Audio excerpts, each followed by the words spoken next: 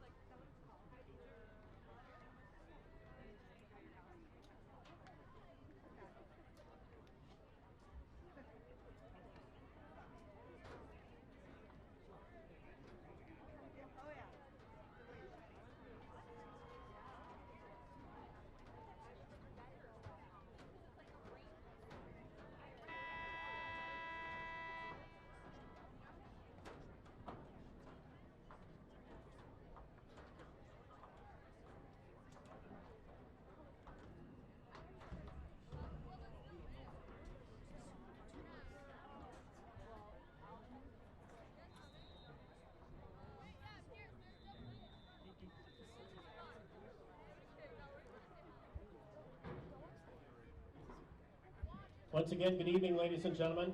On behalf of Independent School District 196, we welcome you to Eagan High School, to Wildcat Stadium, in tonight's South Suburban Conference Girls Varsity Soccer game between the visiting Lightning from Eastview High School and your Eagan Wildcats. Let's meet the starting lineups for tonight's game. First, let's meet the starting lineup for the visiting Eastview Lightning, starting with the goalkeeper, junior number 31, Brooklyn Adams. Midfield, sophomore number 3, Sophia Wilson. Midfield, sophomore number 7, Erin Hayward. Forward, freshman number 8, Claire Beck. Midfield, sophomore number 11, Allison Fleece.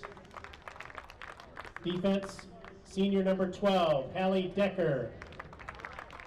Forward, senior number 13, Avery Chesek. Defense, sophomore number 14, Brooke Nygaard. Defense, junior number 17, Megan Keating. Forward, junior number 20, Kenna Foreman. And defense, senior number 23, Annabelle Abruzzo. The Lightning assistant coaches are Mary Dye and Mike Walters. The head coach of the Eastview Lightning is Jason Obarski. Ladies and gentlemen, please welcome our visitors to Wildcat Stadium this evening, the Eastview Lightning. Now let's meet the starting lineup for your Eagan Wildcats as they come through the introduction tunnel, starting with the goalkeeper, senior number 1, London Anderson. Midfield, senior number 2, Captain Megan Carlson. Defense, senior number 5, Captain Sarah Brecklin. Midfield, junior number 10, Maddie Hobbs. Defense, junior number 11, Yen Lee. Midfield sophomore, number 12, Mallory Jensen. Forward, junior number 13, Caitlin Matzik. Defense, senior number 16, Captain Mara Ganji. Forward, senior number 17, Kate Riley. Defense, sophomore number 23, Kira Waldrop. The midfield, freshman number 25, Kylie Weisendonner. The Wildcats assistant coaches are Kerry James and Dylan Ron. The head coach of the Eagan Wildcats is Sherry Ekstrom. Ladies and gentlemen, your Eagan Wildcats. The officials for tonight's game, the center referee is Paul Kamani. The assistant referees are Josh Hartwell and Jay Moore. The national anthem was performed prior to Good evening, Eagan soccer fans, and welcome to Wildcat Stadium for tonight's girls varsity matchup between the visiting Eastview Lightning and your Eagan Wildcats. My name is Skip Newton, joined tonight again by Nathan Cron. And Nathan, this is a game that is a conference game, so only the second one of the season, but an important one as Eagan is 0-1 in conference play. Eastview comes in at 1-0. Both teams are identical, 2-3-1 records. What does Eagan need to do tonight? Well, it's very important for Eagan to play the way they've played in stretches against Rosemount and then against Two Rivers and then against their opponent last night, the Southwest Lakers.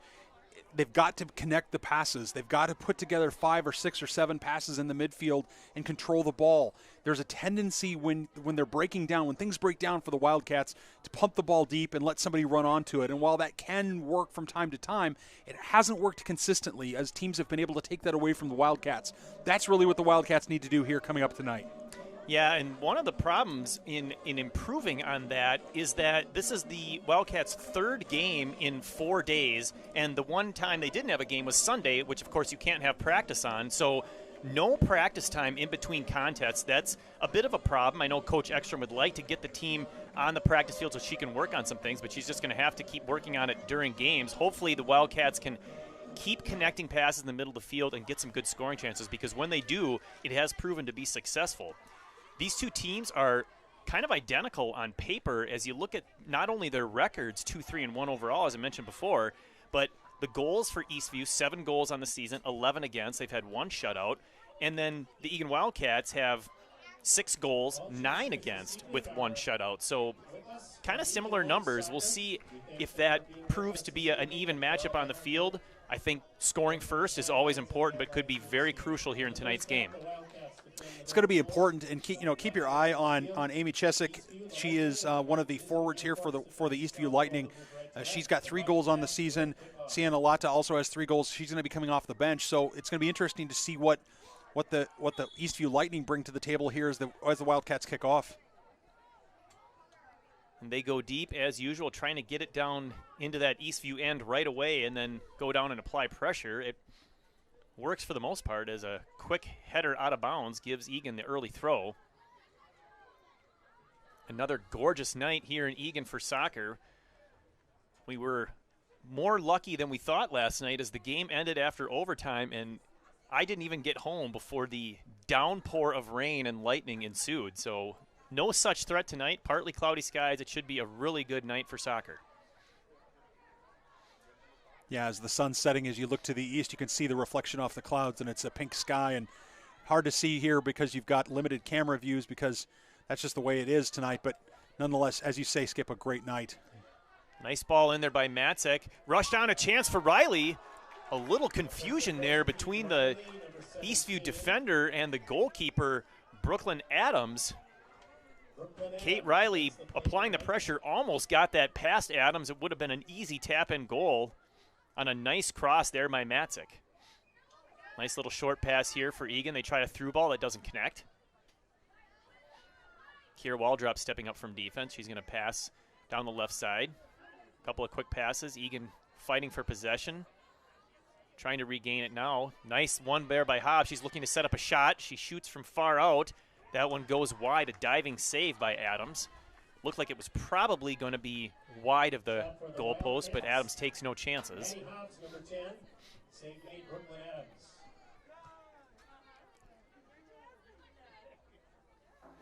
See if the Wildcats skip. As we look at Adams having made her first save of the night, again, whether it's going on goal or not, she still has to play the ball. But Adams is relatively short in stature. I wonder if the Wildcats are going to be looking to shoot high. As you know, London Anderson is certainly much taller and able to get to some of those balls in the air. I wonder if the Wildcats will be looking to go high on Adams. Brecklin plays it once and now has to go back to track it down again. This one gets deflected, but Ganji's there to help. Nicely done. Out of bounds on the far touchline. Be an Eastview throw-in down in Eagan territory.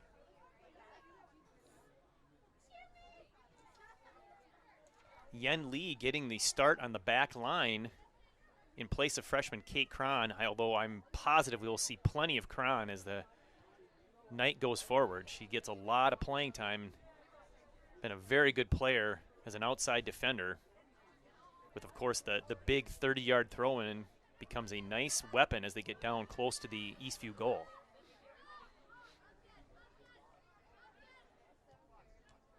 Eagan triple teaming, winning the ball. Riley over to Matzik. Pressured from behind, but she uses her body well to shield that off. Still trying to move it down. Pushed again, no call. Still maintaining possession. Nice drop packs for Lee. She kicks it up. Trying to get it into Hobbs, but that one's just a little off the mark. Matzik comes over to win it temporarily for Eagan, but Eastview takes control. Now they try to break it out, and here's Lee again stepping up. Nicely done. Pass out to Matzik. Matzik's got a little more time this time. She's going to cross it in, but the defender's right in the way. Yee gets that up to Matzik, out to Hobbs at midfield, looking for a teammate. She's got Lee, but she chooses to keep it, which is a good choice as Lee was getting covered. Now she's going to drop it back to Brecklin, looking for a teammate. That pass intercepted by Eastview, but they're having a tough time connecting passes. Matzik comes back, nice pressure from behind, kicking it out of play. Already we're seeing Skip early, when the Wildcats are able to connect 2 or 3 or 4 passes together, 2 feet, they're really doing, they look very good, very confident, very crisp. And so I'd really like to see them continue that and not fall into the trap of just booting it forward, or, they're doing a good job of stepping to each other and helping out each other. Nice recovery there by Waldrop as she comes from behind, then tries to kick it downfield. That one's deflected by Eastview. It continues to go off both players, and we are going to have a corner kick as that one went off Waldrop last. So the first corner kick of the game goes to the Eastview Light. For Eastview, this will be their first.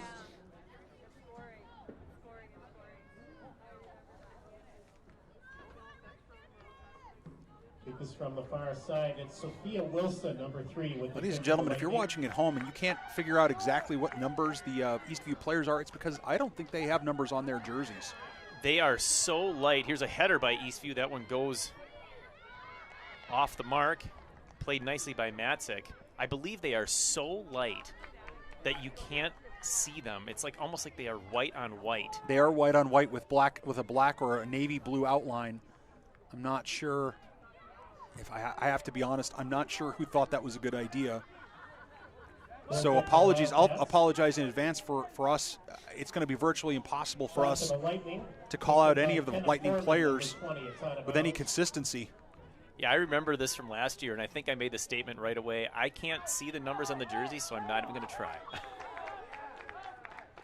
We got a throw-in here for Eastview as the ball's been down in the Eagan end for about a minute now. This one goes over to Kira. She's going to have a chance to clear, but she unfortunately kicks it right to the Eastview player. But there's Jensen at center of the field, battling with her teammate Carlson, trying to win the ball, but can't. Now it's back to the Eastview back line. Long pass connects nicely. Waldrop's there to pressure. Yen Lee steps up, doesn't let the Eastview forward turn. That was a really nice play, getting right on her before she had a chance to turn around and look to see if she was there. Waldrop wins this one and now gives it a boom. It's going to go past a couple of girls, but kicked out of play by Eastview. It's funny, Skip, you and I have been battling the green jerseys with blue numbers and small white outline that the Wildcats have. And, fortunately, because we see enough of these games and we've seen this team on a regular basis, we're able to kind of pick the players out, on the field. But white on white. That's going to make for a tough close circuit to the Eastview girls booster club. You guys need new uniforms. Or a black magic marker would work fine too. Magic color marker. them in. Ball drop. Plays it up and over. Unfortunately, that's to nobody but Brooklyn Adams. Would like to see Waldrop either play that on the ground down the line or up and in, but closer to the 18 in the middle of the field, away from Adams. That pass goes all the way through. Waldrop plays it down the line, but it was saved by Eagan, then kicked off Eastview. Nice hustle there by Jensen on the far touchline to win the possession back. Thrown into Weisendonner. Good battle there with the Eastview defender. Loses control. Eastview plays it deep. Ganji's going to play it back to London Anderson. Heads it over to Lee. She's pressured right away, but this goes right to Brecklin. Nice pass up to Jensen. She's going to give it a boot. Sorry, that was Carlson, my bad. Kate Riley trying to win that one. This one goes over to Weisendonner, back to Riley. Riley trying to get past those last defenders, but can't. This one gets past Carlson. Yen Lee steps up from her right defensive spot. She's got Matzek coming down the near side. She chooses to go in on goal. A long shot. Now, last night, Yen Lee had a good scoring chance, I would say maybe 25 to 30 yards out, and chose to settle the ball and look for a pass. Here, she did what we wanted to do her last night. She got a little selfish, that desire to put the ball in, which I like. I like the mentality, but that was a really tough angle from too far a distance to get a decent shot. Yeah, one of the things the Wildcats have struggled with is finding somebody to be that cold-blooded shooter, scorer, somebody who says, if the ball's on my foot and I have an opportunity, it's going towards the goal. And I'm not sure Yen Lee's necessarily going to be that person from an outside back position. I think that would be a little unusual, but at the same time, as you say, Skip, it's nice to see someone say, I'm going to put the ball on net and we're going to see what happens.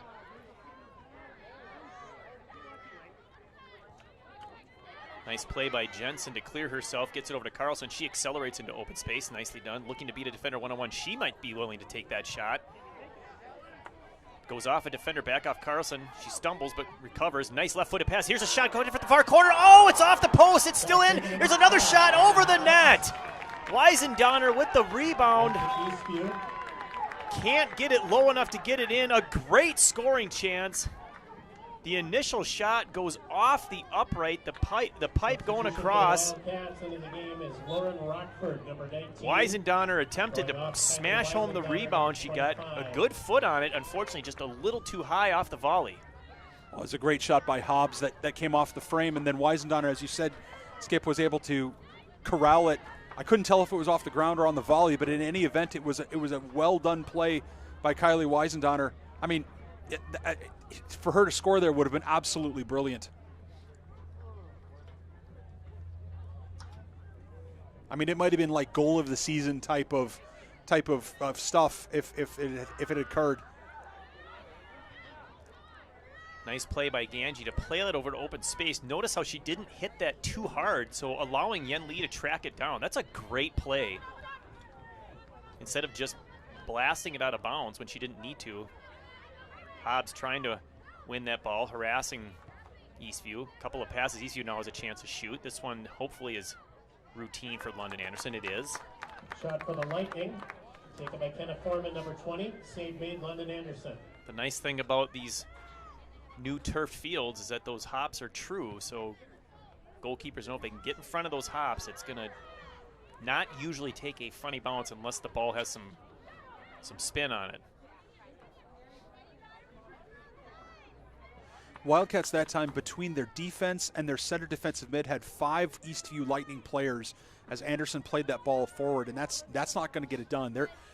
They can't allow 5 Eastview players to be standing in between their back line and the 6, the defensive mid.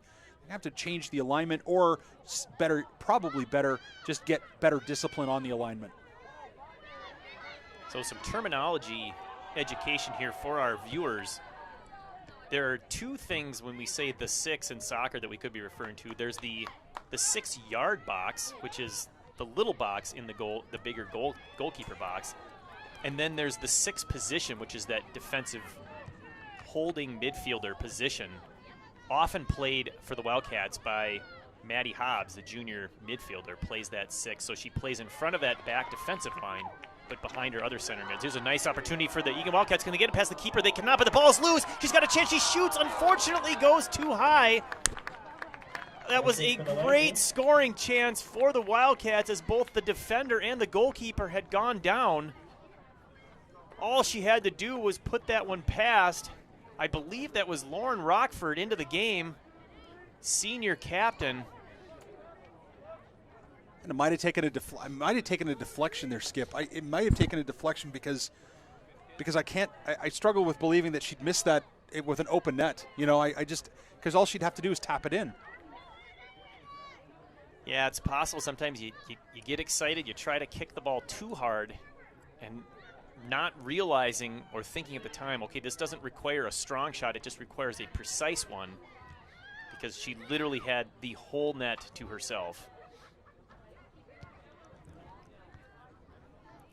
But again, an awesome scoring opportunity for the Wildcats. That's their 2nd great one of the game, and we're only 13 minutes in. So if they can keep that up, they're going to get one here eventually. Yeah, it's definitely a trend if you're a Wildcat supporter that you're going to want to see.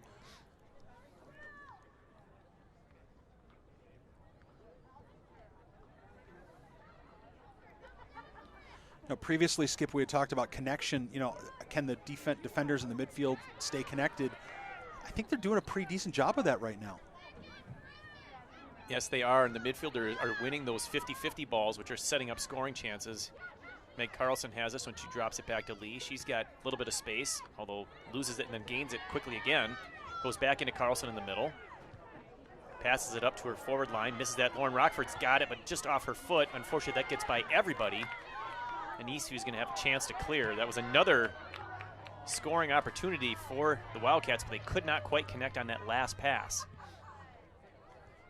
Well, Eastview doing a little bit of the boot ball here, Skip. I mean, now granted, obviously they're coming out of their end on a quick counter, but so far Eastview not showing a lot of creativity and connection in the attacking third. We'll see if that holds up. My guess is it won't. I'm sure that their skill over there on that bench, skill on the field, it just hasn't found an opportunity to demonstrate itself quite yet.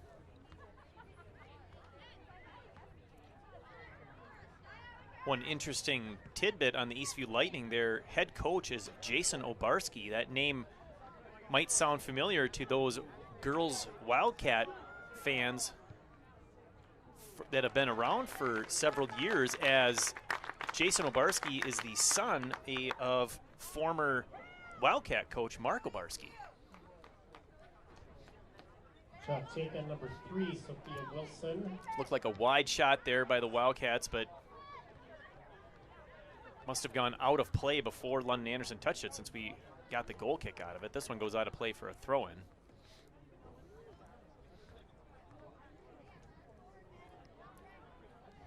One thing I like to take note of on these teams, the intensity level, how fired up are they, and body language can say a lot. And the thing that I'm noticing right now is all the Eastview girls on the bench are just sitting over there, got a couple with their, the legs crossed, getting comfortable. Maybe they're cold if they're feeling the breeze.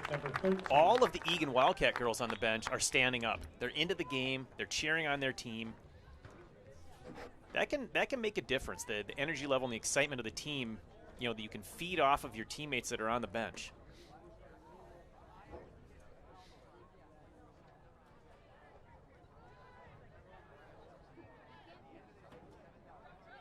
Eastview has it as they come near midfield. Here's a long shot. That one's going to go significantly wide. Goal kick for the Wildcats. Be another goal kick for London Anderson. We've got Riley, Rockford, and Logan as your forwards. So at some point there had been some substitutions. taking off Weisendonner and Logan taking her spot. The Wildcats into the game number 24. Kate Cron just entered the game at the left back position defense. She's going to get the ball now on a nice pass by Meg Carlson. She's got space looking for a teammate. She's going to advance the ball with her dribble. Up to Logan, but that one slips under her foot.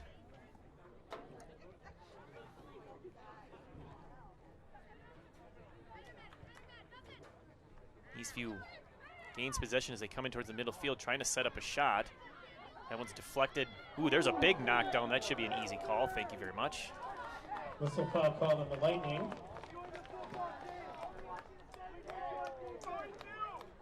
Free kick for the Wildcats.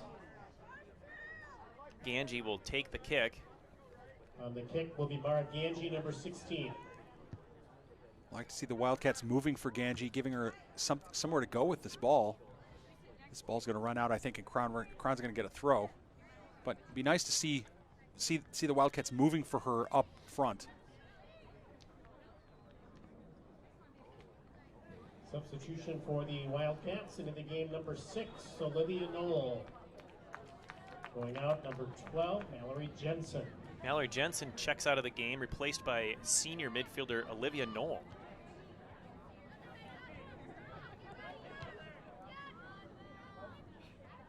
Loose ball as it enters Eagan territory. Ganji has it over to Cron. Goes up down the far touchline, trying to get it to Logan. Knoll battling with it. She can't win that. That one goes over the head of Cron. Ganji there to pressure. She knocks it away. Olivia over there to help, but has nowhere else to go but outside and plays it safe. I like how the outside forwards are coming back, Skip. They're really coming back to help defensively, and that's making a difference here for these Wildcats. Nice touch and pass there by Meg Carlson over to Yen Lee. Unfortunately, she doesn't get rid of it quite fast enough, but goes back to Brecklin. She goes long over to Knoll, touches it forward, trying to get it to Riley, but can't. Eastview has it coming back. Now back to Carlson as Eagan regains possession. She's going to go long, splits the two defenders, trying to get it up to Riley, but that one's too far. Adams off her line. Boy, that foot on that punt got right on that end 18 line. Something to keep an eye on here. Here's a break opportunity for Eastview. Ganji forcing the outside, well played. She wins that one and gets over before it goes out of play, so kicks it farther up the line. It goes to Logan. Knoll back to Ganji. She's going to give it a ride with the right this time. That one goes out near midfield. Rockford doesn't appear anyway, Skip, to be showing any ill effects of the injury that kept her out of almost 2 games.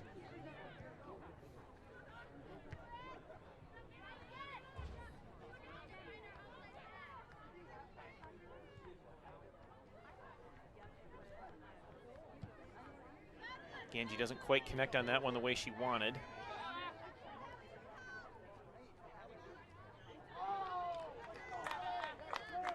It's Logan here on the near side. So we got Logan on the near side, Rockford on the far. Eagan does get the throw. It's Lee. Up to Riley, off the head of Eastview. It'll be another throw-in for the Wildcats. Riley looking to take it. She goes short.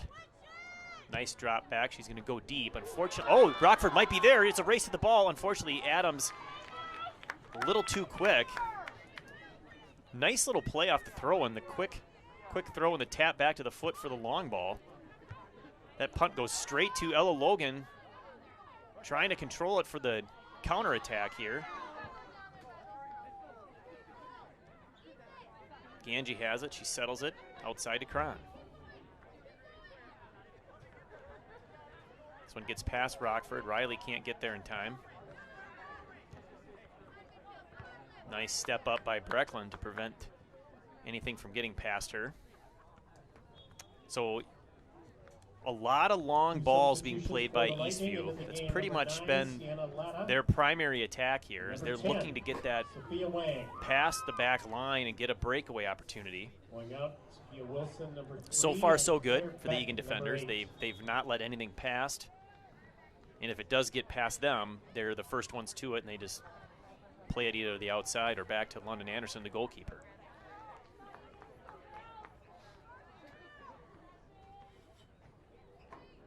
Crown with a throw that goes over 20 yards, nicely done. Riley up, going to pressure, try to win this one back. She can't win the ball, but she does force it out nice and deep. One of the things that Coach Ekstrom can work on in practice is what to do when that big throw comes over the top. Again, you get that throw came in and there was no one within 10 yards of it when it landed. And if there had been an Eagan player moving in that direction, would have had a potential scoring opportunity. And the great thing about a throw-in is here's an opportunity for Carlson. She's going to take the long shot. It's a good one. It's up. It's off the pipe again. It's wide open. Can Eagan finish? There's the shot and a goal! This time the Eagan Wildcats capitalize off the pipe as the ball was just rolling through the box. Nobody was there, and it looked like sophomore forward Ella Logan was the first one to step up, and she wisely punched it home. The Wildcats strike first, 1-0 Eagan. It was a magnificent finish by Logan. What she had to do was control that ball and make sure she didn't hit it too hard. And that's her first, is that her first goal, varsity goal, Skip? Do you remember, you called the games last year. Do you remember she scored last year? Oh, I want to say she got one goal a year ago. Of course, the Eagan tradition is when you score your first varsity goal, the Eagan parents are treated to a round on the parents of the goal scorer. So I'm sure they're all rooting for the fact that it might not be her first goal. But I want to say she got one last year. Well, there appears to be a substantial Eagan contingent in the stands down in front of us who think that they're going to be drinking at the Trail Stop Tavern on the Logans. So in any event, it was a magnificent finish by Logan as Anderson's called in to pressed into service after a bit of a jumble at the back. But it was a great finish by Logan. And what I liked so much, Skip, about the finish was that it wasn't up. She didn't blast it. She didn't just hammer it through the back of the net. All it has to do, as Ella figured out, is it has to go across the line. It has to go across the line. Just get it across the line. Placement was most important. Number 15, as Weisendonner draws a foul there. And so, Logan from Carlson. Yeah, and the key word that you've used a few times there is finish. And the thing about finishing in soccer, it's not about the hardest shot. It's about putting it in the net, because that's all that ultimately matters. Here's a nice through ball. 22-26. Logan there again, but the defender beats her to it deep, close to the goal line, and kicks it out of play. This will be a throw-in down near the corner. This is where I wish you'd almost temporarily switch spots between Cron and Lee and let Cron come over and take it with that long throw of hers. Oh, nice recovery by Knoll. She's going to feed it across to Hobbs. Moving to her left. Does she have that left-footed shot? She does get it off, feeds it into the middle, but Adams is able to get over there. We focus so much on the finish because, of course, that is important, but a great shot by Meg Carlson. It looked like that one was going to go home, but off the pipe, setting it up. Here's another through ball. This is a nice one. Rockford can't quite get there, but really nice touch and placement on that through ball as it wasn't too hard, wasn't too soft, and perfectly between the defenders. And Lee, number 11, will go out. Previously for the Wildcats, back into the game, number 21, Olivia Enning. Number 3, Natalie Ward. Back into the game, Kylie Weisendonner, number 25. Enning and Ward. Oh, here's a head by Rockford. Adams is going to come out and play that. So Lee comes out. Cron switches over to the right defensive spot, and Kira Waldrop back on the left side where she's typically playing. And we're going to have Ward and Enning now taking the place of Rockford and Weisendonner. Excuse me, Rockford and Riley at the forward position. So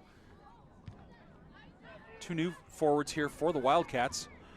And we'll see what they can do from a connection standpoint. Waldrop has it. Pass it in the middle. This one played.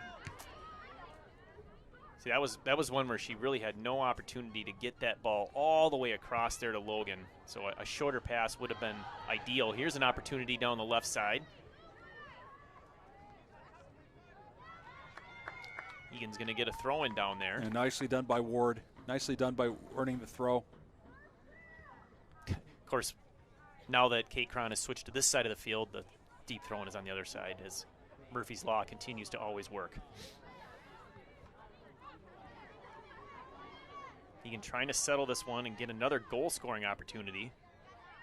Nice step up by Ganji, out to wall drop. She goes to the middle, can't get it over the head, but Eagan should be able to control this if Noel can win that ball. Unfortunately, she cannot. Now this is a break by Eastview. They got a 3-on-2 if they hurry. They go to the middle. Nice step up by Ganji to slow things down. Well played. Eagan recovers nicely. And now they go long over the head of a couple defenders. Opportunity here for the Wildcats to counterattack. Getting harassed from behind. Another big boot by Waldrop. This one's not going to get past the last defender. She heads that one over to the far touchline, but not out. I'll go for a throw, and Enning, Liv Enning is playing in that central attacking position, Skip, and her game is kind of like Weisendonner's or Matzik's. It's back to the goal, spinning off, creating opportunities, and we'll see. This is her. I believe it's her second with Lauren Rockford's injury. She was called up from the junior varsity team, and I think this is her second varsity game. And obviously, it takes time to adjust to the varsity speed and decision making. So we'll see how Olivia does here as the half wears on.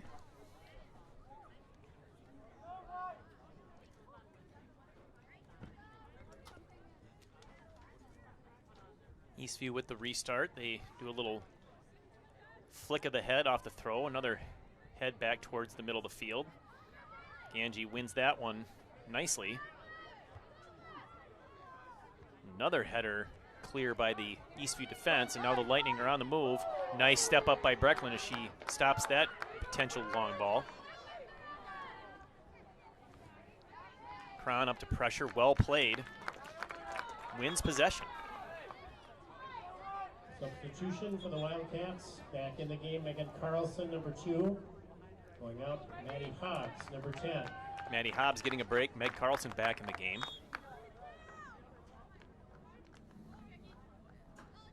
Big throw by Jensen. That's going to get past everybody. Enning trying to win that one. Number 21 down there. Well shielded by the Eastview defense. Well, it bounds off the Wildcats. That's a tough play for Enning there. She's definitely at a size disadvantage to the defender. The defender knew how to use her body really well. Great play.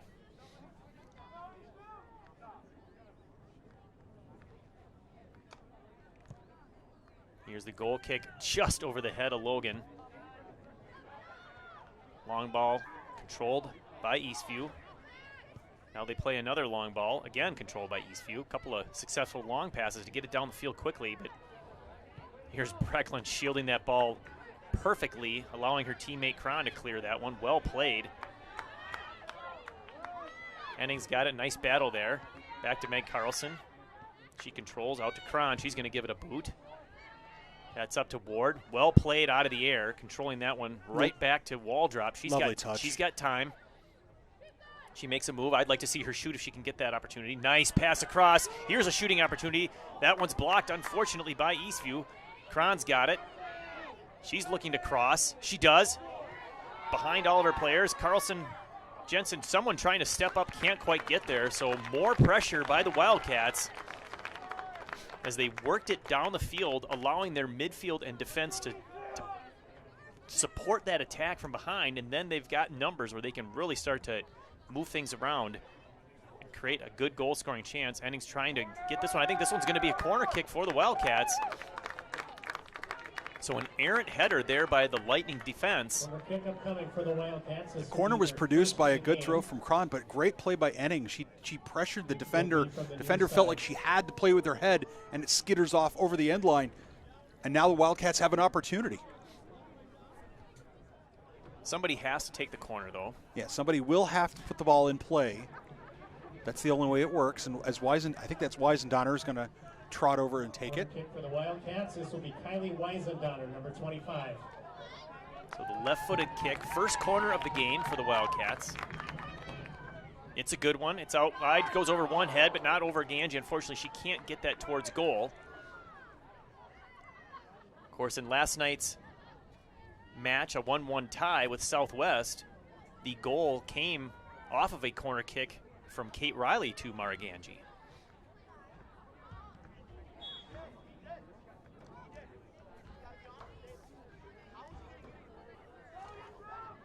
It's like we either got a handball or a foul. Handball.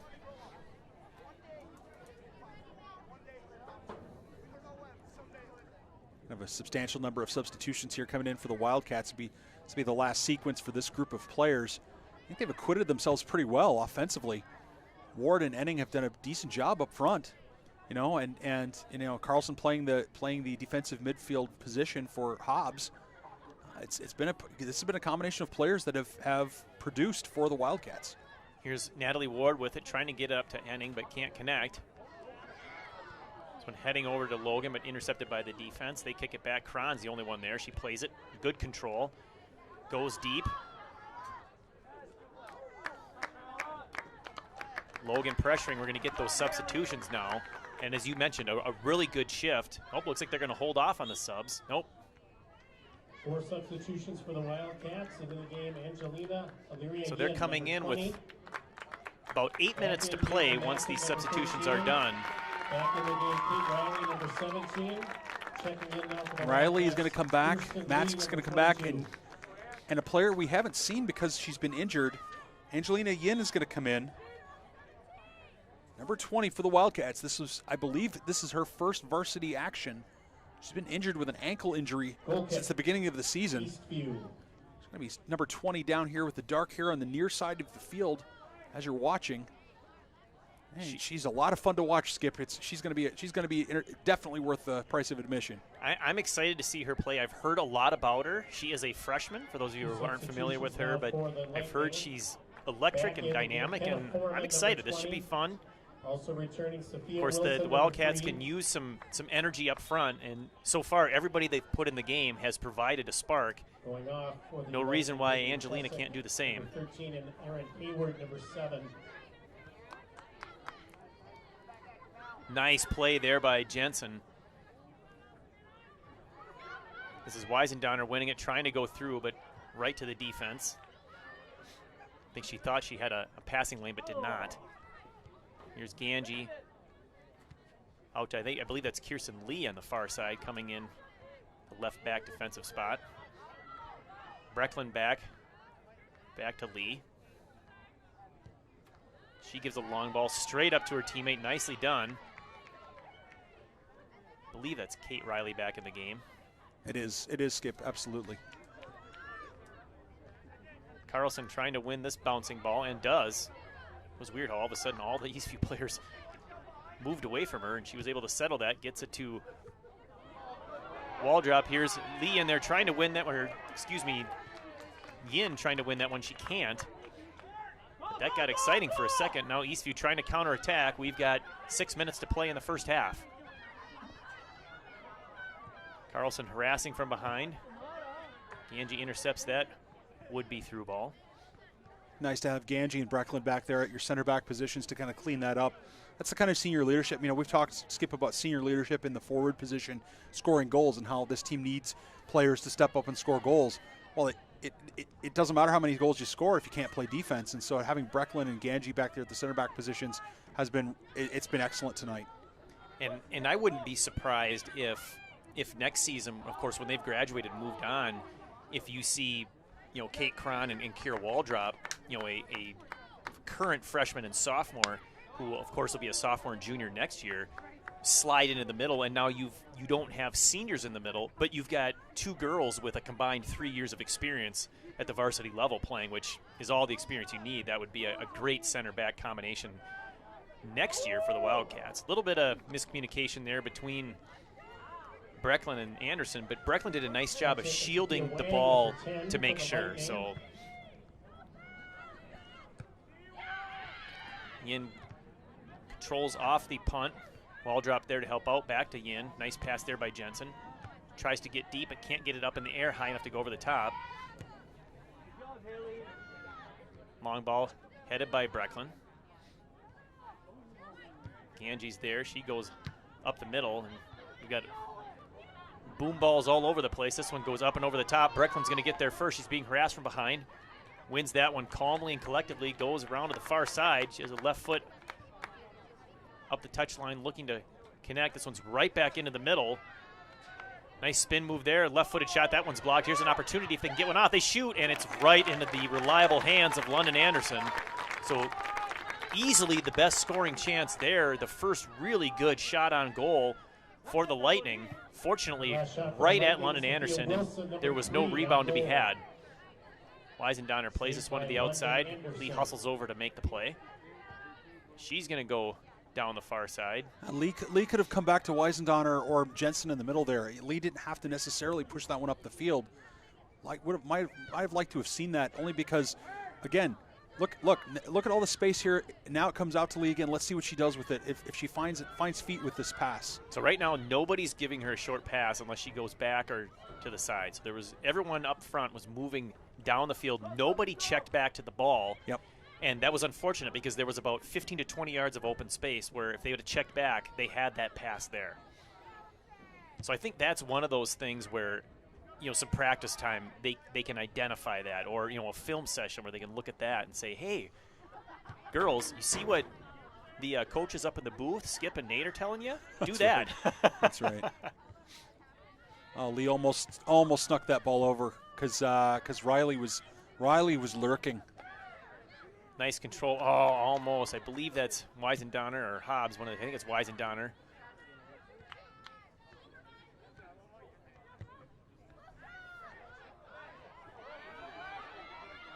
Ganji back. She's going to play London Anderson. He's have to get rid of it quickly, and does. Nice play. It's like Matzik back into the game, the left spot. Lee tries to get to her on the touchline, but can't because it was deflected out of bounds. So we will have a Kirsten Lee throw-in. Substitution for the Wildcats, Maddie Hobbs. Hobbs will come back on now for Weisendonner, especially with just about 2 minutes to go in the half. I think that's a good call, putting out your best defensive midfielder to hold this lead for the halftime. The long play, Riley trying to win it. She does temporarily get the ball, plays it across. Adams coming off her line. She's going to get there before Yin, but a nice crossing attempt, just a little too deep. And we're going to have a handball here right about the 40-yard line, I think. Yeah, Skip, on Jensen, that might not have been a handball. That might have been a chest, upper arm, lower arm, hand, fingers, fingernail ball, because I think it hit just about every part of Mallory Jensen's arm there. And that's just the way it happens sometimes when the ball rolls up. Big boot by Eastview.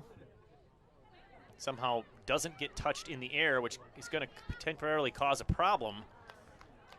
And Brecklin has to kick that one out of the box. It goes out for a corner kick. So the danger there is letting that ball land. Nobody got to where that ball was going to land. I'm not sure how that happened, but Wildcats could stand to be a bit more aggressive coming to that ball, Skip. They, as you say, the ball just a bit too casual. Good corner kick, deep and high. Fortunately, the deflection goes right to London Anderson as an Eastview player was right there trying to tap it in. She's going to give it a boot. That one's going to go out of bounds, I believe, yes. So not exactly where she wanted that one to go, but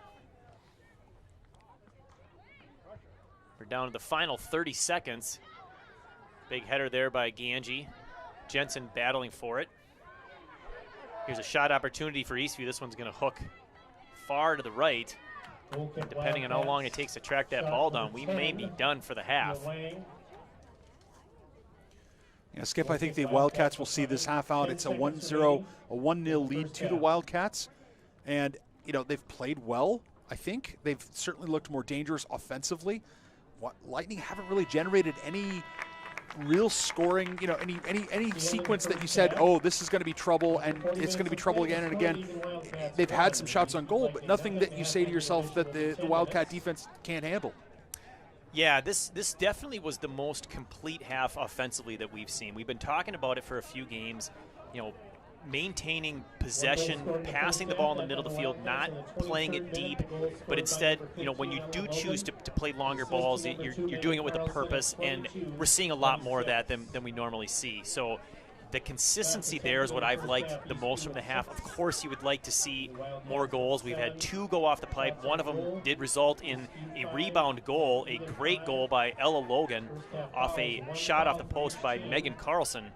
So that is how the Eagan Wildcats have got their 1-0 lead. It is 1-0 Eagan going into halftime. We will be back in about 9 minutes. Thank you, everyone. We look forward to the second half in just a little bit.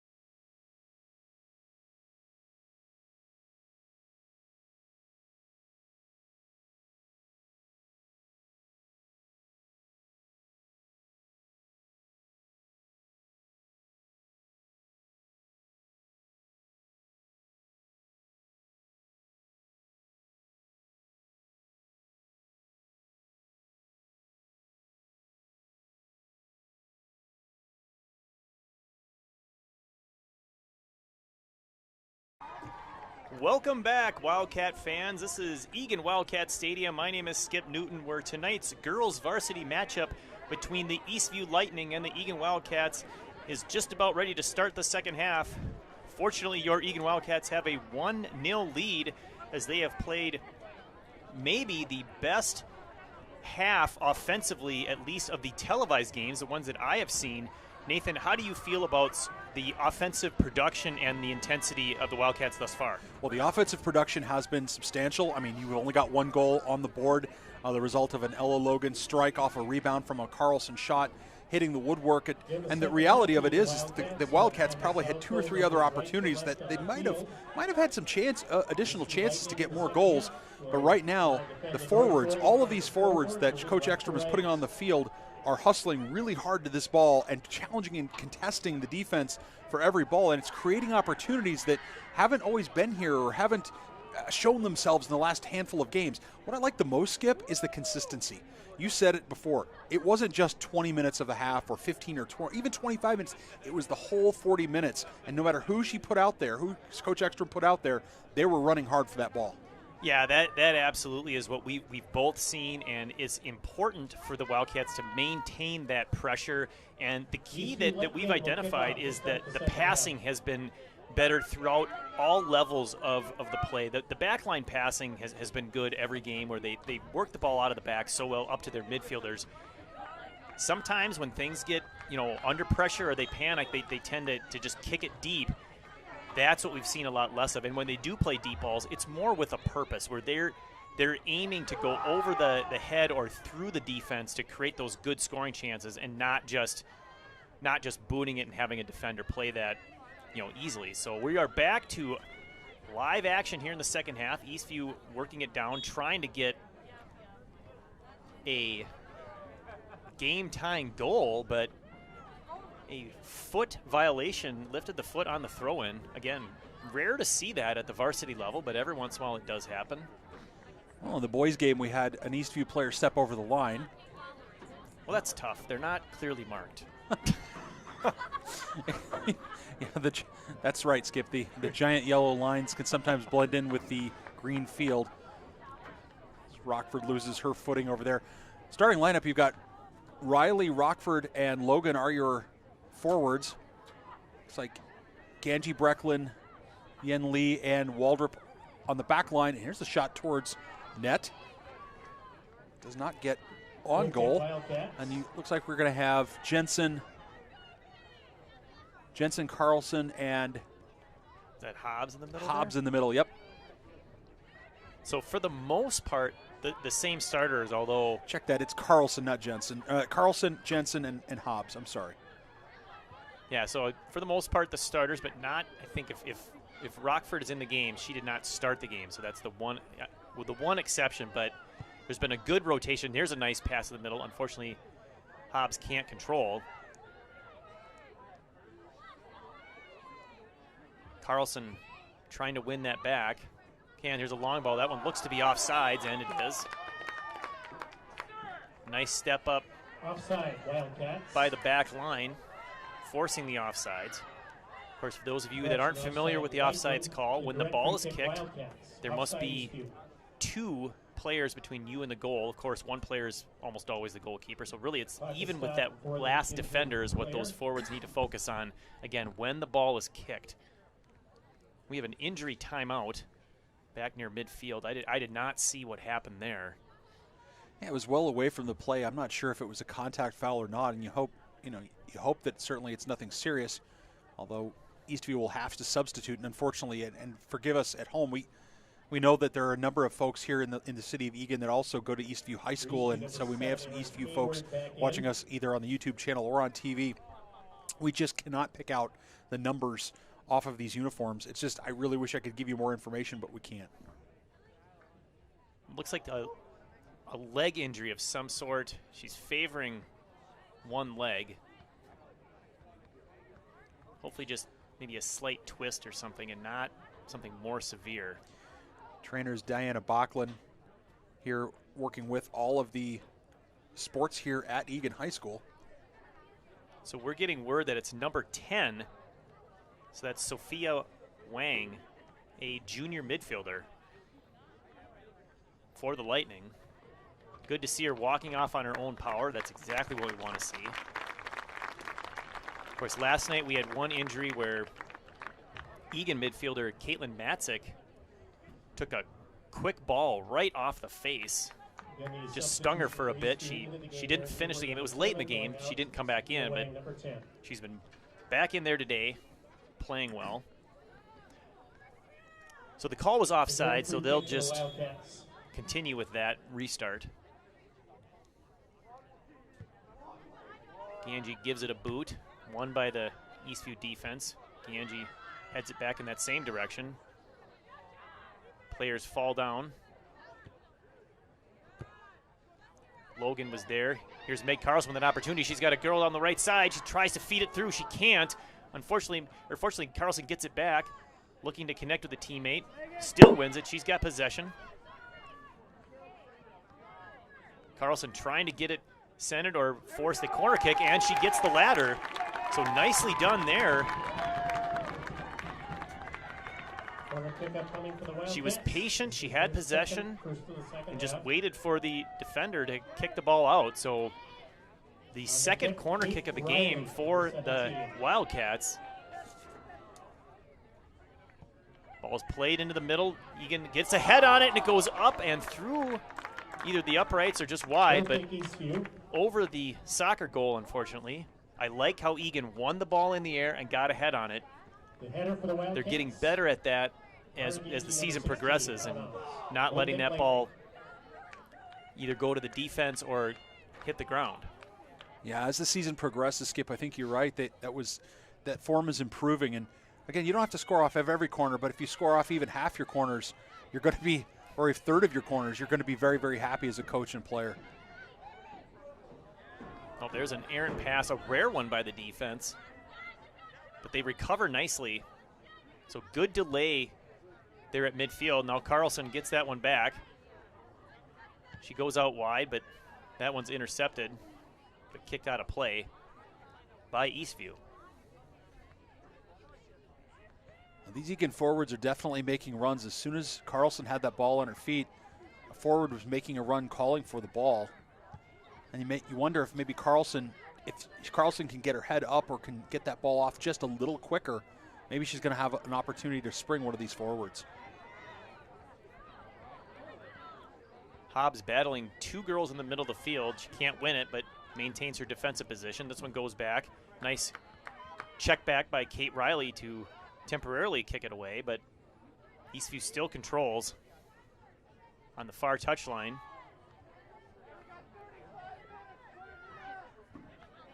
Here's going to be a shot from the outside. It gets through everybody straight on to London Anderson. She makes the save, so a relatively easy save there as that ball did not change direction, didn't have any bad hops. Plenty of time to get in front of it. The punt is won by Eastview. Eastview seems to be winning some more of the 50-50 balls here, at least early in the second half. We'll see if Eagan can get a little more intensity, try to win possession. We'll skip the early 50-50 balls if both players are trying for it. And right now, the Wildcats not even getting up to these balls. Well, Ella Logan's got this long one. Nice play by the Lightning defender to kick that one out. This allows the midfielders to catch up to the play, so now Eagan has better numbers. Throw in deep by Eastview and headed out of play for a corner kick. So another early corner here. We're just 6 minutes into the second half and already the second corner of the half. The last one was put perfectly into the middle of the box. Unforced error there on Eastview, really. We'll take it. Goes on the ground. Played there, a shot, and a nice save by Adams.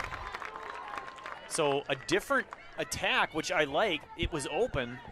Shot for the Wildcats, Maddie Hobbs, number 10. Hobbs got a good shot off it. It was a nice save by Adams, the Eastview goalkeeper, to keep this a one-goal game. Well, it had to be a brilliant save. It had to be a brilliant save because Hobbs, if Hobbs had a little more curve on that, I don't think Adams would be able to get to it. But Adams did an excellent job of getting and extending on that. As we mentioned early in the game, Adams is not the tallest keeper in the world. So she had to extend every inch to get that ball. Good throw by Waldrop. Hobbs steps up trying to win that one at midfield. Here's Jensen out to Carlson at midfield. She's got some space. Nice, easy pass out to Yen Lee up from her right defensive position. She beats one girl with a dribble move. Tries to get it back to her teammate, but can't. Now it's intercepted. Brecklin steps up smartly to try and delay things. They want to slow down the Eastview attack. They can't, but now it's one-on-one. Ganji's back. She plays it out. Well played there by Ganji, as she was the last girl back, and she was being pressured. Eastview trying to mount an attack here to get another good shot on goal. Dribbles through one defender, but can't get by two. Pressure from behind, wins it back for Eastview. They're going to take a long shot. This is a good high one, but it's well wide. Anderson lets it go out just in case she doesn't want it to go off her hands and out of play and give them an easy corner kick. Shot for Eastview by Aaron Hayward, number 7. Egan's got to show more defensive intensity and urgency, Skip. There's just not enough urgency in that sequence at all. Eastview was really bossing the Egan defense around as Ganji was back by herself and did a good job, but then as her clearing attempt was intercepted by Eastview, you know, there were just too many girls in green well up the field, not hustling to get back to play defense. Eastview winning this back, getting close to the 18, trying to spin for a shot, can't. Good defense. Nice touch pass out to Jensen. She can't beat the defender. They're going to go long from there. Probably an ill-advised long ball as that had barely greater than zero chance of going in the net. That's just too long of a shot for where she was at.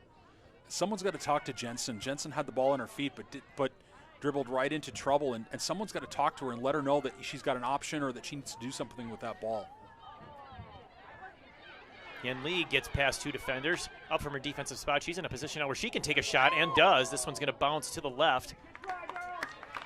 Played by the goalkeeper.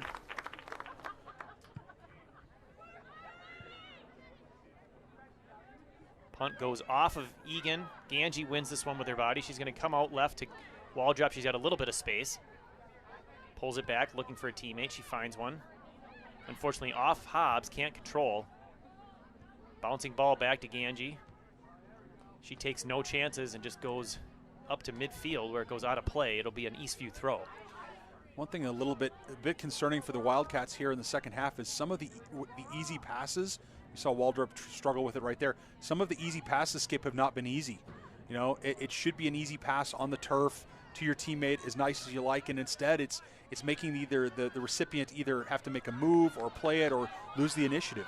Speaking of a move, there's one by, looks like Rockford down the right side, gaining a lot of ground, and I think she kicked that one off of Eastview for the third corner now of the second half for the Wildcats. We talked about it just a few minutes ago. If you can score off a handful of your corners, you're going to be very happy, and Wildcats have been becoming more and more dangerous as this game has worn on with their corners. Have to get some bodies forward here, though. Everyone's still well out towards the 18-yard box. All of Eastview's players are pretty much in the box right now. And Eagan still won that. Unfortunately, the head goes wide. Goal kick Eastview for the Wildcats back in. So the common formation there for the Wildcats, I saw this last year and I'm seeing it again this year. Both of the center backs, Ganji and Brecklin, move up into the box trying to score, while the outside backs, in this case it was Kate Cron and Yen Lee, stay back to play defense. Now, here, there was no one back to defend, so even they pushed up, farther than normal. But that seems to be the more popular strategy for the corner kicks. Of course, last game it produced a goal as Mara Ganji up from defense headed it in, and she's had 2 headers today on corner kicks, both not goals, but she's winning the ball. Cron trying to get that up over the head and can't. This one goes out. Now she gets a throw in. Big throw. That's going to go flicked off of the Eastview head. Here's Kate Riley trying to win this one. She can't, but her pressure forces it out of play. That's 60 yards further down the field now, Skip. It's 60 yards farther down the field with that errant header from Eastview off a good throw from Cron. Let's see, have Cron put this into the box. Yeah, I would love to see her go exactly that direction that she did right there. Nicely done. Nice pass. Here's a shooting opportunity for Jensen. It's low, it's hard, which we'd like to see on shots. Unfortunately, wide. No, nice play by Carlson to corral it. She gets it to her teammate Jensen. I like that Jensen didn't tee that up. She didn't take a touch. She didn't sit there and try to dribble. She was right on the edge of the penalty area, and she puts it towards goal. Just yanked it wide left. Of course, one of the important things there is actually getting it on goal. You know, we've seen it already. We've had 2 go off the pipe, both producing rebound opportunities. The second one, our goal of the game. But you never know. You get a rebound and crazy stuff happens, but you have to get it on goal. Here's a knockdown from behind, no call on Weisendonner. So it'll be a throw-in. They restart quick. Eagan pressure. That looked like a handball, and it was. Jensen leaving that for Kron, who leaves it for Ganji. I think Weisendonner, I think the ball was actually out of bounds first before she was contacted, and I think on that basis that there was no foul, but at least that's the only understanding. It's the only thing I could think of. That's a great ball by Ganji. It looked like it went off the back of a Wildcat player. Flicked back into the middle. This one timed from there. That's a really tough volley. That's an opportunity where I would like to see a touch, because one timing that one while not facing your target about 20 yards out, you talk about the goal of the season, that would have been remarkable. Well, Skip, it's nice to see, you know, I'm not sure if our viewers at home or on the YouTube channel can pick this up, but we've got a nice crowd here. We've got an Eastview student section, we've got the pit down here to our right here for the Wildcat fans, as well as moms, dads, grandmas, all the various members of the community up a little bit higher, but it's really nice to be out here playing on a Tuesday night. Here's a long shot, a diving save, well played. That one sneaky good there. And I think getting to your statement about the crowd, one of the advantages that the girls had tonight is that there was also a girls volleyball game that started at the same time, which may have just ended with an Eagan victory. I don't know if that game's still on, also being broadcast by Eagan TV, but a lot of the students, I'm sure, leaving that volleyball game and coming over to check out the end of the soccer game.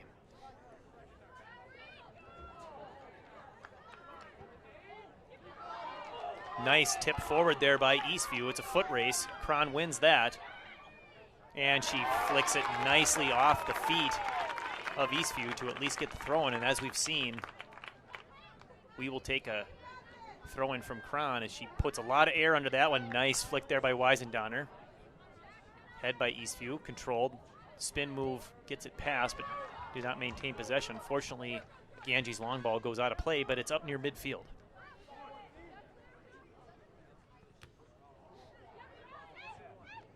Kate with a nice spin. Unfortunately, Wildcats are there. Oh, here's a nice ball to midfield. Matzik's going to win this one. Nicely done. She needs to turn. Oh, good speed move around the end. Can she get another corner from this? I think she might have. Yes, she did. A great play there by Caitlin Matzik on the far side off a beauty cross by Kate Kron. Matzik, we talked about it, Skip. Matzik's game is very physical and back to the goal. But there she flashes the Ronaldo and goes fast around someone. Eagan mixes it up again, going short, trying to change the angle. They drop it back. Unfortunately, we need some hustle here just to win possession. So that one, corner kick not working quite the way we wanted. I think the goal there is typically to pass it out short. You're changing the angle, but then to deliver the ball in from a different angle. But you still want to get the ball into the middle of the box where all of your would-be goal scorers are. Nice spin move there by Weisendonner. She's trying to get it on the left side, trying to bring it back. Loses her footing, but regains it. Pass across. That one's intercepted by the defense. Here's a shot from outside. Unfortunately, Kron did not get enough of that. I think she would love to have that one back, but good hustle to get there, stepping way up from her outside back position. Weisendonner did a great job creating an opportunity, and I was glad to see Kron step up in and be in a position to make something happen there. I'm telling you, it's only a matter of time before one of these backline defenders takes that long, 30 to 35 yard shot and puts one in the upper corner. It's going to happen. Maybe not tonight, but it will happen eventually. Nice double team there by the Wildcats. Hobbs and Carlson. Lee up from her back spot, getting harassed. Wildcat throw. Eastview playing hard, Skip, but I'm not seeing, like I said, I think we talked about it at halftime while we're off air. I'm not seeing a lot of cohesiveness or creativity in the attacking third for Eastview. When Eastview has an opportunity to get down into the attacking third, I'm not seeing a lot of structure. It's really, I'm going to play the ball long and try to run onto it and make something happen, which certainly can be effective, but I think that if the Eagan defense stays organized, it's going to be incredibly difficult for them to score. I wonder if Eastview is going to have to try something a little different here going forward. Eagan has the ball, the chance, trying to fed it through. They get it. It's a foot race. Oh, Adams just got there in the nick of time as Kate Riley was, or Weisendonner was almost there in time to kick it past her. It was a brilliant ball and a great effort by Weisendonner. Adams with even a better effort. I mean, you know, if somehow the Eastview Lightning come back in this game and make a game of it, they can really thank Adams for keeping them in it this whole time. Yeah, she's made several really good plays and had absolutely no chance on the one goal that she did give up. Here's a long ball looking for Weisendonner, intercepted by the defense. Carlson pressuring from behind, trying to win that. Pass back, they'll kick it deep. Well, Carlson had 3 forwards streaking, but they were all streaking away from her. No one was giving her any kind of diagonal, and that was going to be a very difficult pass for Carlson. This one does get past the defense, but it goes far, and London Anderson's there. She's just going to roll it right back to Kira Waldrop, who slid into the middle, playing middle defense. So giving Brecklin a break. Hobbs steps up, wins that one, nicely done. She's got Matzik on the far side, uses her. Matzik trying to win this ball back as it was knocked away from her. Good pressure out there by Matzik. Not giving up, and she's awarded by getting it back to the defense. Here's Weisendonner trying to control it. Unfortunately cannot. Ganji's going to play that one out of the air with her chest. Well played. Up to Carlson. She's got control. She's about 40 yards out. Goes to Matzik on the far side. Matzik trying to use whatever she can to get past the defender. It's just kicked out of play. So getting back to the Lightning with the long balls, and that's their strategy, I think the missing piece for teams that do that a lot is you really need speed on your front line. I mean, if you've got a couple of fast forwards up there that can make a defense pay, then that can be a really successful strategy. I've not seen that from any of the Eastview forwards at this point, so it makes me wonder, you know, when they've been scoring goals. I mean, they've got some goals this season. How have they been able to do that? Well, and of course, Skip, the Wildcats have, and forgive me, I don't know the Eastview composition with respect to other sports they participate in, but the Eagan Wildcats have a number of girls on this team that are freshmen, sophomores, juniors, who have been on, are on the high school track team. A lot of athleticism here in green out here tonight. And so as a result, even if you're going to, even if you've got a forward that can motor a bit, you've still got to deal with the fact that there are defenders who are just as fast. Yeah, that's a great point. And we happen to know that both Kate Cron and Kira Waldrop are on the track team. Very fast defenders.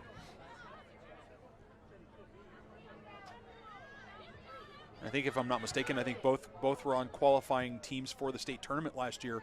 Kira as a freshman, Kate as an 8th grader. So, there's a lot of athleticism there. So if you're going to play the long ball, you're going to have to do it smartly, and you're going to have to do it making diagonal runs. Owning chasing it, nicely done by Owning, forcing a rather wild clearance. Cron with some good patient defense there, not letting her get by, not letting the pass get by her as well, as that one deflects out of play. Throw one goes straight to Weisendonner. Oh, Weisendonner with nice feet. Oh, unlucky there. Carlson has it. Hobbs going to be pressured from behind. 1-on-2. She controls nicely over to Cron. Cron threads the needle perfectly to Jensen. Hard pass out to Weisendonner. She fields it nicely, trying to create some space. Oh, a nice little dribble move. Can she win the second one? Unfortunately, it gets away from her, but we'll have a throw in. And hopefully here, Cron, we can leverage Cron's long throws. In the game, Kirsten Lee, number 22, Natalie Ward, number 3. Really unfortunate time to sub her out of the game. Eagan, Bad luck there. What are you going to do? So this is Kirsten Lee coming in. Wildcat throw in. She's also got Natalie Ward, who makes a move down to the corner. She goes back to Ganji, who's wide open. They'll swap spots. Ganji left foot into the box. That was Carlson. Ganji's going to head that one up near Ward. This one goes over the head of everybody. Shielded by Eastview, and it goes out of play, and we've got a goal kick. Off the Wildcats. Goal kick for the Lightning. And a I think some of the Eagan faithful thought that that one had maybe deflected off the head of the Eastview defender, but it went over her head completely. Going off is number 3, Sophia Wilson.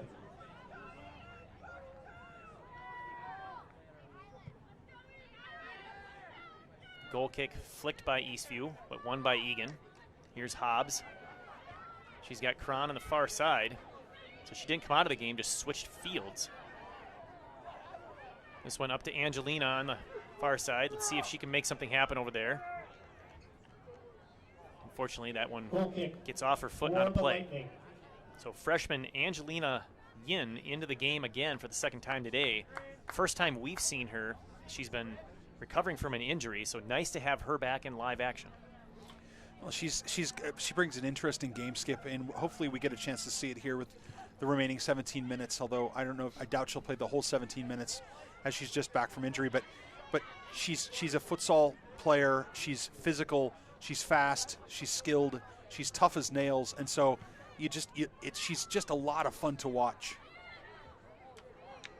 Eastview has it, but pressured aggressively by Eagan. That forces the bad pass. Nice pressure there by number 14. That was Ellery Bartels, the senior midfielder. Here's Yin trying to use that speed to get around the defender. She can't quite get there, but she does control the ball. Unfortunately, loses control and out of play. So there's an opportunity maybe lost where she could have tried to kick that off of the Eastview defender for another corner kick. I'm not sure what Brooklyn Adams, the keeper for Eastview, is doing, but you see her, she's kicking at the turf as if she was like making a hole for the ball. I don't think that works. I mean, it works with natural grass maybe, but I don't know that that works with turf. I can't say I've ever seen that before. Maybe she doesn't like the letter A. We don't know. This one's going to get back to Adams.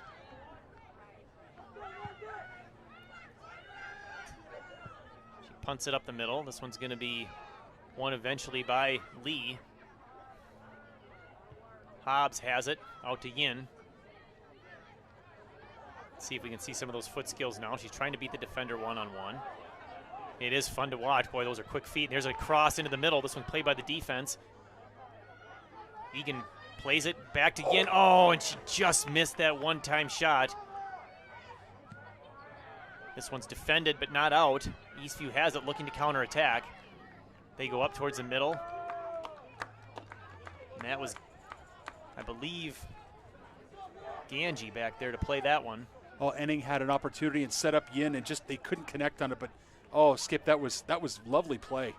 And I know from previous conversations with Coach Ekstrom, she loves it when the forwards or the midfielder, whoever has possession, takes the ball down to the goal line and has an opportunity to pass it back, just like we saw there. A lot of times the defense isn't paying attention once that ball's past them, and it can create a great goal-scoring opportunity. Here's a ball by Lee trying to get it down to Ward. Can't connect. Eagan's starting to possess the ball a little bit better now, later stages of the half. Hobbs has it, tries to split two defenders to pass to herself, can't. Nice pressure from behind here by Bartels. Back to Lee, up the line. She's got Ward. Ward cutting into the middle, uses her body to shield the ball. Unfortunately, there's another defender there that steals it and cuts between her and Carlson. Here comes Eastview. They got 5 on the attack. They go wide. Waldrop speeding to catch up and does. That cross is blocked. Here's a shot. wide of the net, goes into the side. This will be a goal kick. Number 20, Kenneth Foreman. Down to the final 13 and a half minutes here. Eagan nursing a 1-0 lead. Would love to see goal number 2 to put this game out of harm's way. Substitutions for the Wildcat booster clubs for both the boys and girls soccer teams like to thank their platinum sponsors this year.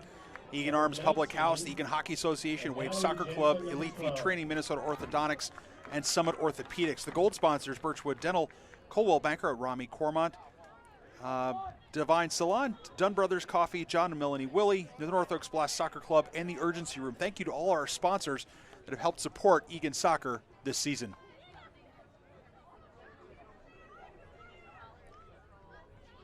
Eastview with an errant pass back. That one's controlled by Rockford, I believe. She's going to go deep. Too deep, because Adams is going to play that one easily.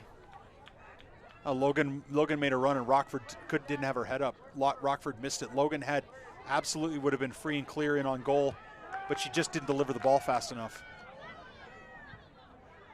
Rockford trying to win this one, battling with a defender. Can't. There's Ganji. Nice play. If this one gets past, it's going to be dangerous. Here's Rockford. She gets it past one defender, looking to get it onto her right foot for a shot. She goes left. Can she get one quite? Nice play by the defense and knock that away. It goes out of bounds, unfortunately, on the wrong side of the flag. It will be the deepest of throw-ins.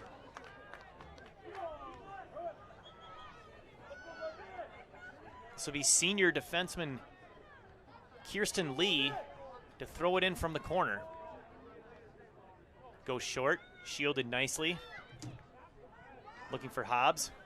Good hustle there by Eagan to win that one. Switch the field, there you go. Nice play, this is Cron. That's an opportunity I would have liked to see. Oh, Carlson tried to cut that one back. Cleared out by Eastview. Cron hustling back and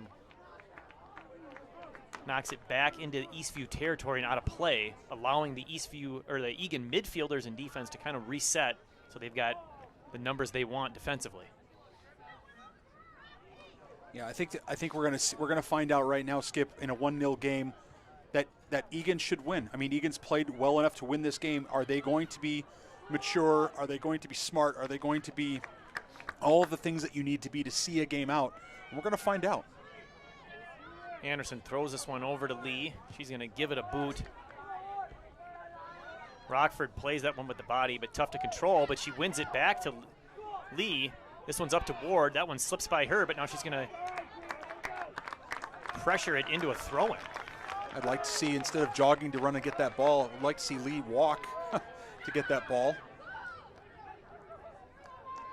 Still over 10 minutes left. Lee centers that one. The defense is there. Here comes Kate Cron. If she can settle and shoot, she's got an opportunity, but unfortunately the ball's bouncing a little too much, and good pressure step up there by the Eastview defense to not let her have that opportunity. But that is the exact spot I'm talking about that I want to see our defense shoot from. Here's an opportunity if they can get clear. Not quite. It's on the foot of Carlson. She's going to fire a shot. That one's blocked. Here Cron steps up. She takes a long shot. Unfortunately, puts it beautifully through the uprights. The field goal is good. A shot taken by Catherine Cron, number 24, out of bounds. From the far hash as well.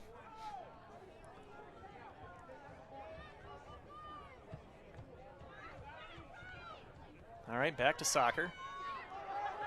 Angie has it. She's going to go down the line. Can Rockford get there? She's on her horse. Yes, she's going to get there before it goes out. She needs to control that. Well done. Not as easy to do as at top speed as you would think. What do we have for a call here? Is that offsides? I'm flummoxed. I have no idea how Lauren Rockford could have been offsides. I mean, I guess we'll have to go back and look at the tape after the game, but I thought Lauren Rockford was making a run, and she was shoulder to shoulder. She came from behind the defender. She ran past the defender to get to that ball. Yeah, that call makes absolutely zero sense. Was it over and back, perhaps? Maybe, but wow. I don't get that at all. If it was over and back, how did she get there first? I mean, I know she's fast, but that's lightning. Well, that's interesting, no question. I mean, referees almost always have a better view than we do, so we'll defer to their judgment, but it's a bit of a head scratcher. Kate Riley, number 17. Riley's going to check back in for Ward. Ward, I thought, put in a pretty good shift, being active here on the near side, Skip. Yeah, absolutely. And that's really been the case for all of the midders and forwards today. Just very active on the ball. Lee up to Rockford. Loses control. Hobbs and Carlson pressuring, trying to win that and not get it past them. Hobbs getting pressured from behind. Good battle physical here between Hobbs. Well played. Gets it back to Lee. She's going to go back to Hobbs. Nice two-man game. She controls, looking for an open teammate. She's tripped from behind. That's about as obvious a call as you're going to get. Maddie Hobbs, excellent play there. Excellent sequence of play, Skip. I mean, not only controlling the ball and taking it away, winning it, but also earning the foul and, burning another 30 seconds. She does a great job of using her foot skills and her control to really 3 yards. Come on, guys. Anyway, to dribble to space, to give herself, to alleviate that pressure from the defender. Boy, that 3 yards made a huge difference. Oh, here's a streaking. There's a breakaway shot. She's a tip pass. The ball is loose. Here's a shot. It's saved. Another opportunity here. The shot deflected again. Unbelievable. Game-saving saves by the goalkeeper and the defense of the Wildcats. It's a big collision between Logan and Adams. Referees had a better view than I did, but surprised there might not have been a whistle there. I don't know that Adams got any of that ball.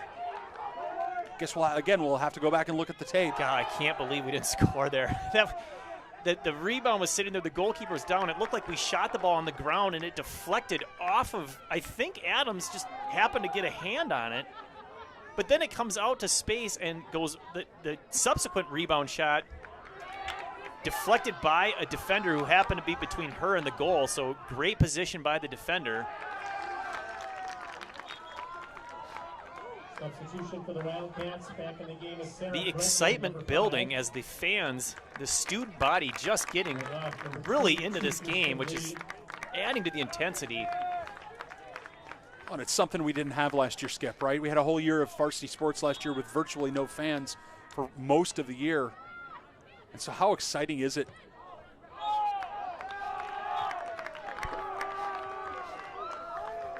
Wildcats have an opportunity here. If they're smart, they can really burn a lot of time.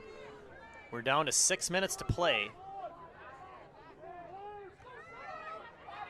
Good control there by Jensen. She loses it though, well defended. Hobbs coming over to help, trying to prevent any sort of shot, harassing her nicely. Well played by Hobbs. Oh, and they're going to call a foul. Wow. I feel like what just happened there has been happening all game long and has not been called. I'm shocked that that call was made. This is about, well, this is exactly 35 yards out. This is absolutely a goal-scoring opportunity. Now, given the distance, I'm not sure why a wall is necessary, to be completely honest. Yeah, I don't know. It's a great question, especially when I'd rather have an extra defender or two back on the back line, holding up the Eastview players as they make a run. Yeah, the only way for that shot to go in the net from 35 yards out, she has to get under the ball and get it up in the air. And if she does that successfully, our girls are not tall enough to make a difference. It's going to go over their heads. Yes. Unless she absolutely has a cannon, which then fine, if that happens, I'll stand corrected. I'm not sure that ball was, the assistant referee has the better view, but I guess from our perspective, it looks like the ball's still in because of where we are sitting. But a lot of people yelling about whether the ball was in and out, or out, I should say. Nice flick there by Carlson to get it deeper. Rockford pressured from behind, forces it to go out of play right at midfield. Quick restart there by Riley. Rockford trying to split defenders. Oh, that one goes right between the legs of Riley. That's an unfortunate mishap. Wildcats need to possess the ball, Skip. Need to get on this ball and possess it. Logan's got to run this ball down and possess it. Yes, we are down to 4 minutes. Good pressure by Logan. I'd like to see them take it down and put it in the corner. I'm not sure that they're built that way, but I'd like to see it. In the final 5 minutes. So when the team that is leading does a substitution in the final 5 minutes of the game, it forces a stoppage of the clock, so you can't waste time with substitutions. I like that rule. I would like it even more if Eagan would go down and score goal number 2. Tipped forward by Riley, looking for Rockford. Ball drop, hustling over to keep it in. Nicely done. I would love to see her dribble it all the way down and give a pass. Oh, she does a cross right to Rockford. Nice. It's dropped for 12 Jensen. Rockford went back to play that. That, I have to believe, was a communication problem. Jensen absolutely needs to be calling for that ball. Yes. Mel Jensen's got to call for that ball and got to step onto it. I know Lauren Rockford's trying to do what she can to as a senior captain, but Jensen is coming onto the shot, able to take the shot right away. Instead, Rockford steps into it. And is off balance when she shoots. Wall drop. Taking no chances, just booms that one out of bounds. Good choice. Now the pressure from behind. She's tight on her. Is exactly where you need to be. Riley checks back to win the ball. Over to Jensen in the middle of the field. She's got it. Creates space for herself. Back to wall drop. Now the short passing coming alive. This one gets through everyone right to Carlson. She's got nothing but space in front of her. She's going to take advantage. What does she do? She goes down the far right side for Matzik. Serve it in. Got it. Good speed.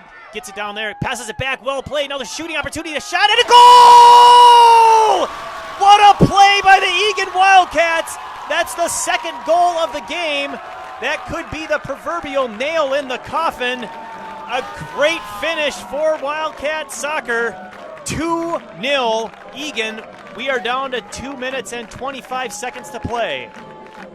Well, Caitlin Matzik didn't score, but she certainly created that opportunity by dribbling to the line and coming negative back across the the goal area. We'll have to see exactly. Forgive me, Skip. I can't tell you who scored that goal. Yeah, we'll have to wait for the announcement. I wasn't sure who scored it. Was it possibly wall drop up from defense? That can't be. I think it was a blonde. I thought it was a blonde girl, but beyond that, that doesn't help me very much on this field with these girls. Scoring for the Wildcats, number 12, Mallory Jensen. Mal Jensen. All right. Jensen with the goal, number 12. She was part of that play right from the beginning. If people remember, this play started back near midfield, some short passes by the midfielders and the defense to create that play.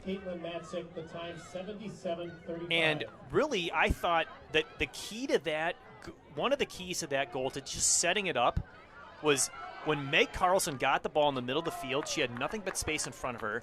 Instead of just booming the ball deep, she attacked open space with the dribble. That's exactly what you're taught to do, unless, of course, there's somebody wide open. She attacked, waited for the defensive pressure, then she fed it out to Matzik. She hustled down to the line and then passed it back, and there was that pass back from the goal line that we've talked about. Jensen there to bury that one.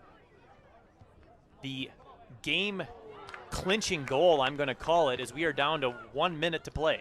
1 minute remaining in the second half. Certainly the Wildcats will see this out. Oh, is Kate Riley's onside?